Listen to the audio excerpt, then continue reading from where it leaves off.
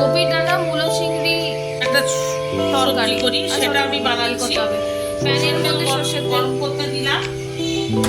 এখানে মূলো, কপির ডাঁটা, আলু আর মূলো পাতা এগুলো সব একটুখানি ভাপিয়ে রেখে দিয়েছিস, হাফ সেদ্ধ করে। হালকা স্টিম করা আছে।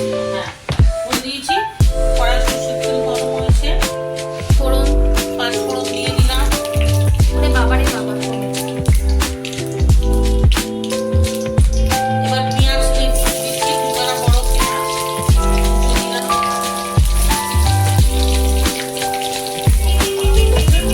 তাড়াতাড়ি এই আমার হাতে ছিল না। না না পেঁয়াজ একটু টমেটো দেবো।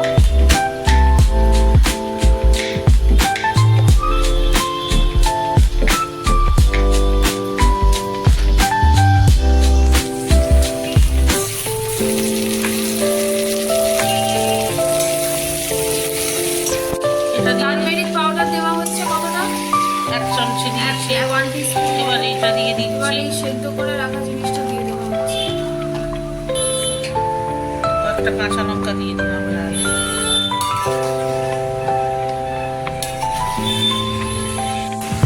চিনি দিয়ে দিলাম 1 চামচ মতো। নুন আন্দাজ মতো।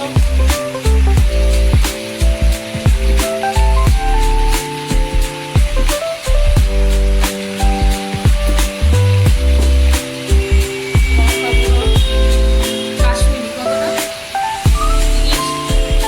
1 টেবিল স্পুন করে। আর লঙ্কা অল্প দিয়ে দিলাম, হাফ চামচে। Half table spoon. চিংড়ি মাছগুলো দিয়ে দিলাম আমি। 25-30টা চিংড়ি আছে। চিংড়ি যা যেরকম